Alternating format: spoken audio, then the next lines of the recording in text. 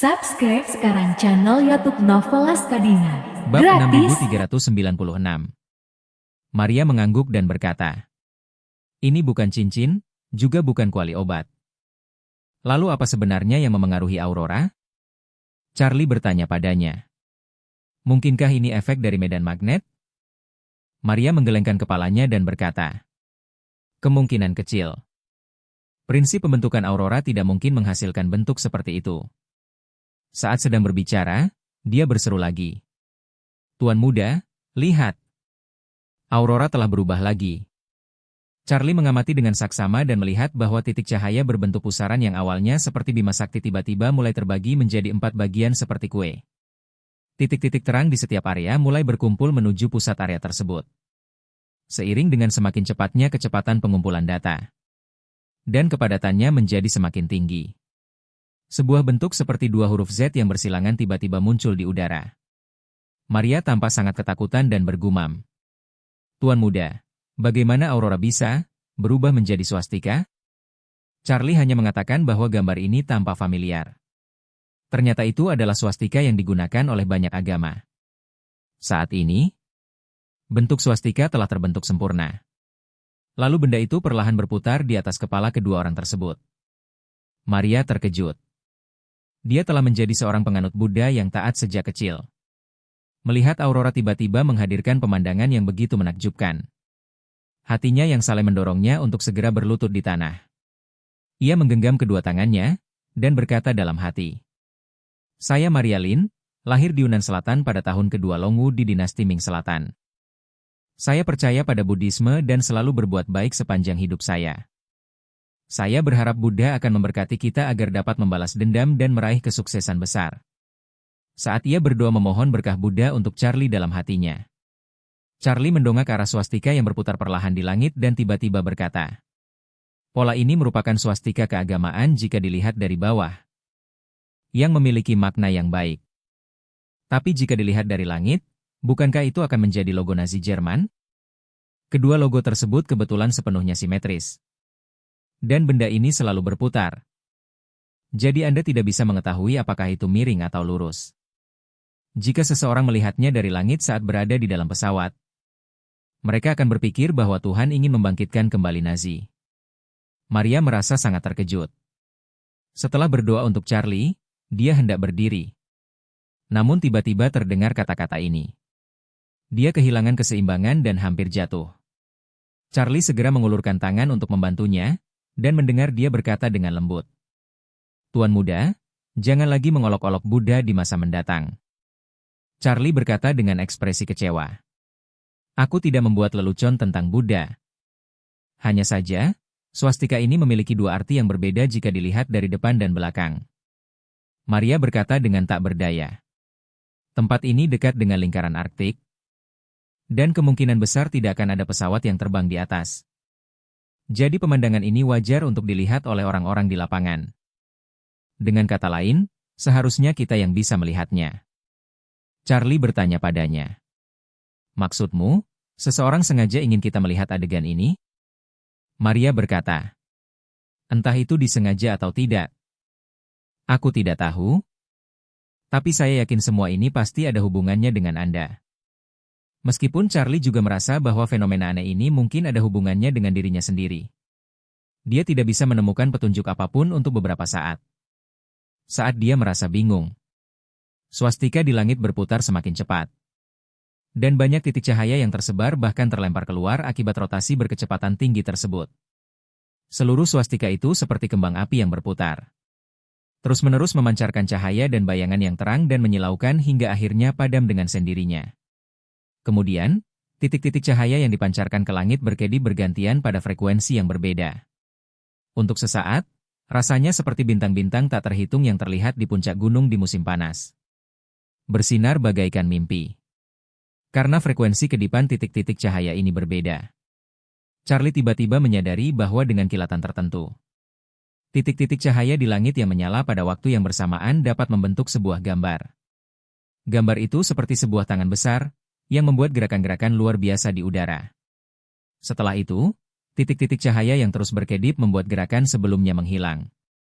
Setelah beberapa detik, gerakan baru lainnya muncul.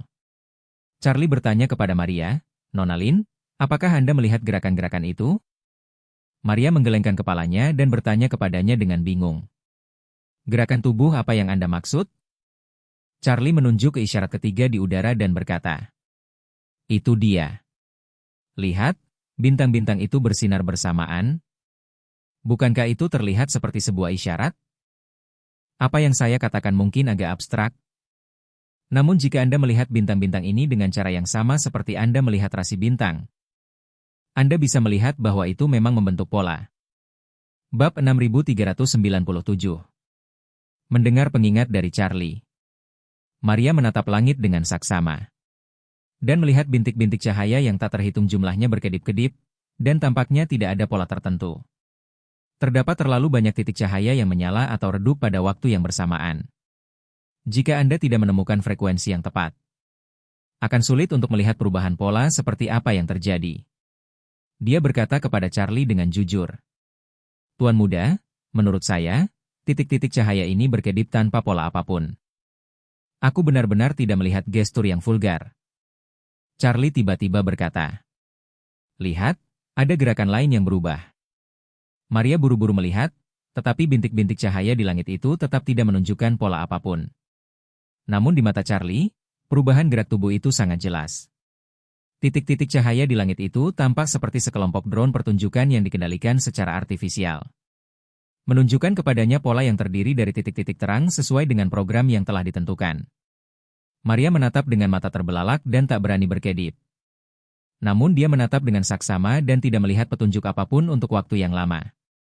Di sisi lain, Charlie sudah melihat isyarat ke-8 dari perubahan kacau pada titik-titik cahaya tersebut. Pada saat itu, Charlie menyadari apa yang diwakili oleh 8 gerakan tersebut. Ini bukan sekadar 8 gerakan berbeda.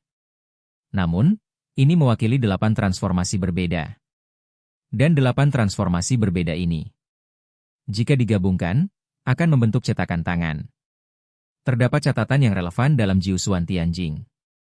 Baik Taoisme maupun Buddhisme memiliki kemampuan magis berupa menjepit jari dan membuat segel. Jari-jari dan telapak tangan memiliki bentuk yang spesifik, dalam posisi tertentu, dan membentuk postur tertentu. Kemudian, melalui serangkaian perubahan tertentu, mereka berevolusi menjadi sidik jari yang koheren. Inilah kunci untuk menjepit jari dan membuat segel. Secara tegas, jenis jejak tangan ini adalah formasi yang terdiri dari gerakan-gerakan dan kemudian didorong oleh energi spiritual. Jika kekuatan magis tercapai, bahkan, ia memiliki kemampuan untuk menghancurkan dunia. Saat ini, Charlie telah menghafal 8 gerakan tersebut, namun di saat yang sama, dia malah semakin bingung. Dia benar-benar tidak mengerti kekuatan macam apa yang bisa mengubah aurora di langit menjadi jejak tangan dan membiarkannya melihat jejak tersebut. Ini jelas merupakan imajinasinya sedang mendengarkan khotbah, tetapi siapakah pengkhotbahnya? Mungkinkah ada para guru yang berlatih di tempat tak berpenghuni di dekat lingkaran Arktik ini? Memikirkan hal ini, Charlie secara tidak sadar ingin melepaskan sebagian energi spiritual dan memeriksa lingkungan sekitarnya dengan cermat. Namun, ia mengurungkan niatnya setelah memikirkannya. Karena pihak lain bahkan bisa mengendalikan dan memengaruhi aurora. Dan dia bisa melakukan manipulasi mikro yang sangat ekstrim terhadap aurora. Kekuatan ini jauh melebihi kekuatannya sendiri. Dan bukan suatu exaggeration untuk mengatakan bahwa dia memiliki kekuatan magis yang hebat. Dalam kasus ini, karena pihak lain tidak bersedia hadir, mengapa dia harus repot-repot? Terlebih lagi, dia tidak memiliki niat buruk apapun. Namun ingin memanfaatkan kesempatan ini untuk berkhotbah kepadanya. Selain itu, dia berada di tempat terang dan yang lainnya berada di tempat gelap. Dan kekuatannya tidak sebaik miliknya. Mungkin itu adalah mimpi bodoh untuk menemukannya. Jadi Charlie tidak melakukan tindakan impulsif apapun. Namun ia terus menatap jejak tangan di langit. Konon, itu adalah 8 jejak tangan. Namun kenyataannya, ada 8 jejak tangan dan 7 perubahan. Dari jejak tangan pertama hingga jejak tangan kedua. Ini bukan sekadar membuat 2 cetakan tangan yang berbeda. Namun setiap detail dari evolusi sidik jari harus persis sama. Itu seperti beralih dari membuka kelima jari menjadi mengepalkan tinju.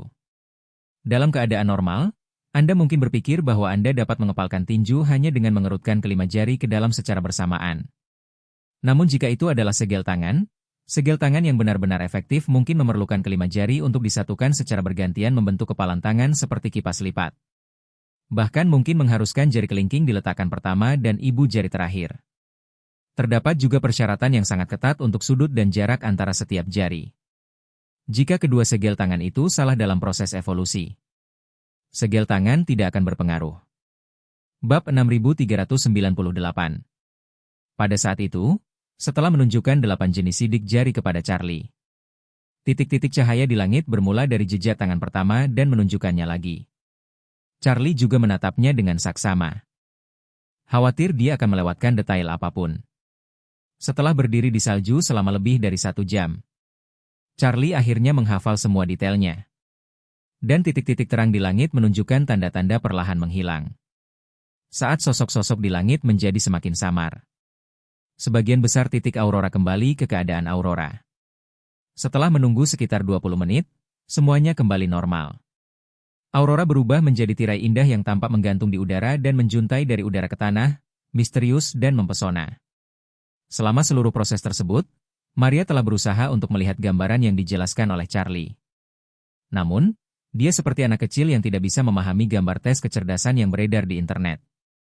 Orang yang berdiri di sebelahnya telah melihat 20 wajah dalam gambar itu, tetapi dia sendiri tidak dapat melihat satupun. Melihat bahwa aurora telah kembali normal, Maria tahu betul bahwa semua yang seharusnya diperlihatkan telah diperlihatkan. Ketika dia berpikir bahwa dia tidak mengerti apapun, dia merasa sedikit sedih. Charlie yang berada di samping juga tersadar pada saat itu dan berkata kepada Maria, "Nona Lin, mari kita kembali." Maria buru-buru bertanya, "Apa yang tadi kamu lihat dari aurora?" "1 set stempel tangan." Charlie berkata dengan jujur, seperangkat segel tangan yang sangat rumit. "Ini pasti semacam mantra sihir." Maria berseru, "Apakah ini sebenarnya mantra?" "Tuan muda, apakah Anda ingin mencobanya dan melihat efeknya?" Charlie berkata, "Aku ingin mencobanya setelah kembali nanti. Sekarang setelah kupikir-pikir, jika itu semacam mantra ofensif, mungkin berbahaya jika saya mencobanya di dalam ruangan." Setelah itu, Charlie berkata, "Kalau begitu, saya akan mencobanya di sini. Dan biarkan energi spiritual yang lebih sedikit masuk terlebih dahulu untuk menghindari terlalu banyak kebisingan." Maria tampak penuh harap. Dia juga merasa bahwa kejadian hari ini agak terlalu mengejutkan. Jadi dia benar-benar ingin tahu apa gunanya sihir yang telah dipahami Charlie dari aurora itu.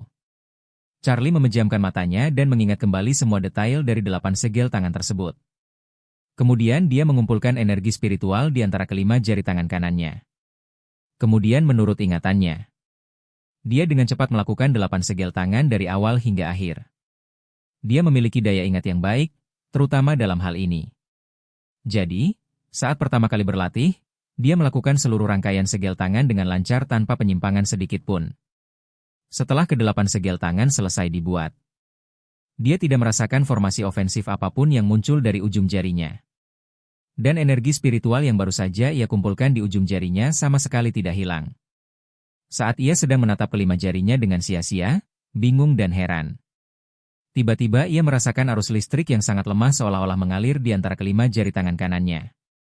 Pada saat itu, seluruh tubuhnya langsung terasa segar kembali, dan dia berkata dengan penuh semangat, "Nona Lin, rangkaian segel tangan ini ternyata bisa menghasilkan energi spiritual." Membangkitkan energi spiritual? Maria merasa ngeri ketika mendengar hal itu. Tanpa sadar ia bertanya, "Tuan muda, apakah udara tidak ada di dalam harta karun eksotis itu?"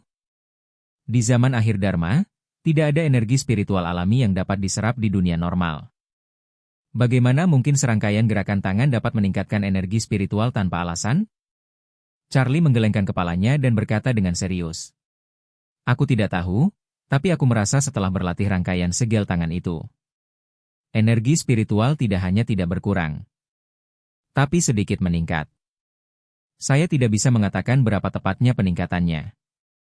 Tapi rasanya setiap kali segel tangan digunakan, akan ada peningkatan sebesar 1/10.000 atau bahkan lebih kecil." Seperti yang dia katakan, dia langsung duduk di tanah. Ia merentangkan kedua tangannya di atas kakinya, dan menggerakkan kedua tangannya secara bersamaan membentuk segel tangan. Kali ini, perasaan peningkatan energi spiritual menjadi lebih jelas. Bab 6399. Charlie sangat gembira setelah memastikan bahwa pertumbuhan energi spiritual itu bukanlah ilusi. Dia berkata kepada Maria, sepertinya rangkaian segel tangan ini adalah semacam metode praktik yang khusus digunakan untuk budidaya. Ketika aku mengumpulkan energi spiritual dalam tubuhku di tanganku dan membuat segel tangan. Segel tangan ini akan menghasilkan energi spiritual tambahan bagi saya. Mungkin ini seperti sebuah formasi. Suatu formasi yang dapat membuat energi spiritual menghasilkan lebih banyak energi spiritual. Meskipun Maria tidak memahami ilmu pertanian. Lagi pula, dia telah hidup selama bertahun-tahun. Dan sangat jelas mengenai banyak hal dalam bidang pertanian. Ketika dia mendengar kata itu, pikiran pertamanya adalah berkata, "Tuan muda, jika Anda menguasai rangkaian segel tangan ini, bukankah itu sama saja dengan memberantas kelemahan terbesar dari zaman akhir Dharma?" Charlie mengangguk dan berkata dengan penuh semangat. Siapapun yang menguasai rangkaian segel tangan ini setara dengan menemukan cara untuk mengatasi zaman akhir Dharma. Zaman akhir Dharma itu seperti seluruh masyarakat industri tiba-tiba kehilangan pasokan energinya. Masyarakat tidak dapat memperoleh listrik untuk berproduksi.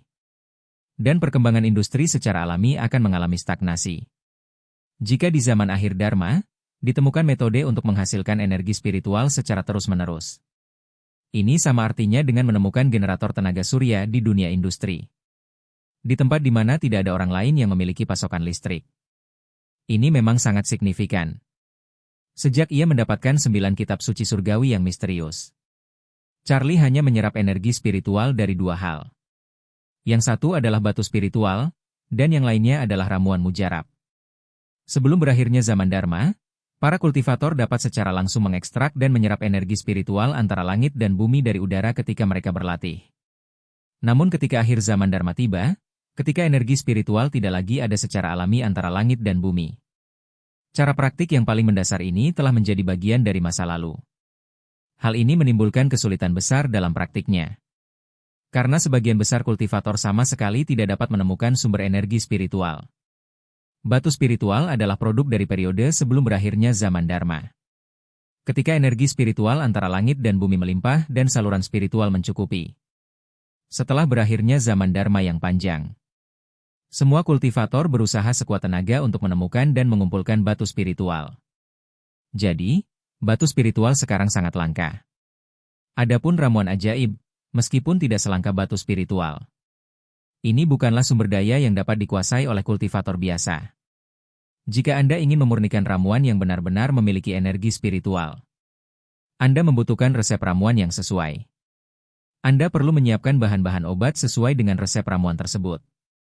Anda membutuhkan formula ramuan, dan Anda membutuhkan tungku ramuan. Bagi sebagian besar kultivator, salah satu dari hal-hal ini sama sulitnya dengan naik ke surga. Meskipun Charlie memiliki semua hal ini, dia masih merasa bahwa jika dia hanya mengandalkan ramuan untuk mengisi kembali energi spiritualnya, dia akan merasa seolah-olah menghabiskan semua uang yang dimilikinya. Itu seperti memiliki kekayaan tetapi tidak memiliki arus kas tetap. Dia punya banyak uang, tetapi setiap sen yang dia belanjakan berarti uangnya berkurang 1 sen. Namun kini, segel tangan ini langsung menyelesaikan masalah paling serius baginya. Meskipun energi spiritual hanya dapat meningkat sedikit dengan setiap rangkaian segel tangan. Benda ini seperti mesin sujud di ladang minyak yang luas di Nigeria. Selama benda ini diputar, akan ada aliran pendapatan yang stabil.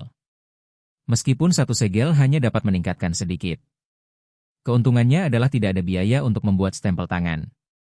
Dan selama Anda memiliki waktu luang, Anda dapat terus bermeditasi dan melakukan penyegelan. Dengan kata lain, ini tidak lebih dari mengubah pernapasan para kultivator sebelumnya menjadi segel. Charlie sangat gembira saat itu. Dia tak sabar untuk kembali ke rumah liburan bersama Maria, lalu berkata kepada Maria, "Nona Lin, Anda pilih kamar dan istirahatlah lebih awal. Saya akan bermeditasi di ruang tamu pada malam hari. Saya pikir membuat segel sepanjang malam dapat meningkatkan energi spiritual." Bab 6400. Maria tahu bahwa ini adalah masalah serius, jadi dia berkata kepada Charlie, "Tuan muda, konsentrasikan perhatian Anda pada latihan. Saya akan pergi ke ruangan terdekat. Jika kamu membutuhkan sesuatu dariku, Telepon saja aku. Charlie mengangguk, lalu dengan cepat duduk bersila di atas karpet wall di ruang tamu.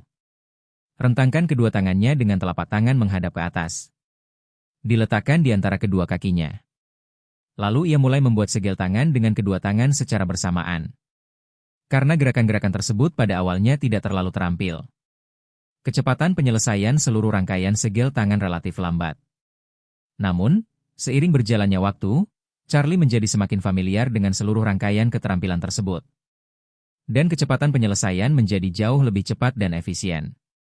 Tanpa disadari, lebih dari 10 jam telah berlalu saat dia terus membuat segel. Selama 10 jam itu, yang dia tahu hanyalah menyelesaikan segel tangan dengan segenap hati dan jiwanya. Baru setelah terbangun dari meditasi, ia buru-buru memeriksa energi spiritual dalam tubuhnya. Akibatnya, ia terkejut mendapati bahwa jumlah energi spiritual dalam tubuhnya hampir meningkat sekitar 10%. Peningkatan energi spiritual yang begitu nyata membuatnya sangat bahagia. Yang lebih mengejutkannya adalah bahwa tambahan 10% energi spiritual yang terkumpul di dantian pada saat ini, membuat seluruh dantian terasa lebih penuh dari sebelumnya. Charlie merasa bahwa manfaat dari segel tangan ini baginya bukan hanya karena dapat terus-menerus menghasilkan energi spiritual. Namun juga agar hal itu dapat terus meningkatkan dan memperluas kapasitas pembawa energi spiritual dalam tubuhnya. Selain itu, pengisian energi spiritual semacam ini sangat berbeda dari pengisian yang ditambah dengan ramuan-ramuan. Jika Anda bergantung pada pil untuk mengisi kembali energi spiritual dalam tubuh Anda hingga batas maksimal, energi spiritual yang tersisa dalam pil tersebut akan memberikan dampak yang kuat pada tubuh. Dan akan hilang dengan sendirinya setelah benturan. Namun, pil yang diisi ulang sedikit demi sedikit dengan jejak tangan lebih seperti meningkatkan batas dantian sedikit demi sedikit. Memungkinkan dantian untuk menampung lebih banyak energi spiritual. Daripada membiarkan energi spiritual berlebih mengalir keluar dari tubuh. Sampai batas tertentu, energi spiritual seperti sihir dalam permainan ini. Itulah kunci untuk melepaskan kemampuan karakter seperti penyihir dan ahli sihir. Ada banyak faktor yang memengaruhi kemampuan tempur sebenarnya dari karakter-karakter ini. Peralatan, level, bakat, dan bahkan buff adalah faktor-faktor penting. Namun, jumlah total kekuatan sihir juga merupakan dimensi yang sangat penting. Jika kekuatan serangan komprehensif A adalah 100, maka kapasitas sihirnya adalah 100, dan kekuatan serangan komprehensif B juga 100. Namun jika kapasitas sihirnya adalah 150, maka B memiliki peluang menang yang jauh lebih besar saat melawan A. Oleh karena itu, meningkatkan kapasitas energi spiritual dalam tubuh. Sampai batas tertentu, hal itu juga dapat dianggap sebagai peningkatan pengembangan diri seseorang. Terlebih lagi, yang membuat Charlie semakin bersemangat adalah bahwa dalam satu malam, energi spiritual meningkat sekitar 10%. Dengan cara ini, dalam waktu 10 hari, energi spiritual dalam tubuh dapat berlipat ganda. Dia sudah mulai memikirkan cara menggunakan kelebihan energi spiritual yang ada dalam pikirannya. Jika dantian itu mampu menanggungnya, ia akan terus-menerus mengalirkan lebih banyak energi spiritual untuk meningkatkan batas kemampuan dantian tersebut. Jika dantian tidak mampu menanggungnya, maka seluruh energi spiritual yang beredar akan dialihkan ke cincin yang diberikan Maria kepadanya. Seiring waktu, mungkin saja cincin tersebut dapat diaktifkan untuk kegunaan lain. Dengan pemikiran itu, dia tak sabar lagi.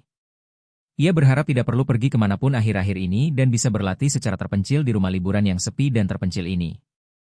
Saat itu, Maria mendorong pintu dari luar hingga terbuka. Melihat Charlie telah membuka matanya, dia buru-buru bertanya kepadanya. "Tuan muda, apakah Anda sudah bangun? Saat aku keluar, aku melihatmu sedang bermeditasi dengan saksama. Kukira kamu akan bermeditasi selama 3-5 hari." Charlie berkata, "Efek dari jejak tangan tadi malam sungguh menakjubkan. Saya berencana untuk melanjutkan meditasi setelah beristirahat sejenak." "Kamu pergi kemana?" Maria berkata, "Aku pergi keluar untuk berjalan-jalan. Saya hanya berada di luar selama 1 jam saja. Saat saya keluar, hari masih subuh, dan sekarang sudah hampir gelap." Charlie mengangguk. Lagi pula, tempat ini dekat dengan lingkaran Arktik. Jika berada di dalam lingkaran Arktik, diperkirakan bahwa malam kutub telah dimulai. Lalu, Charlie berkata, "Jika kamu baik-baik saja, maka aku akan bermeditasi lagi." Maria buru-buru berkata, "Tuan muda, tunggu sebentar. Inspektur Lee menelepon beberapa jam yang lalu dan mengatakan bahwa model AI telah membuat penemuan.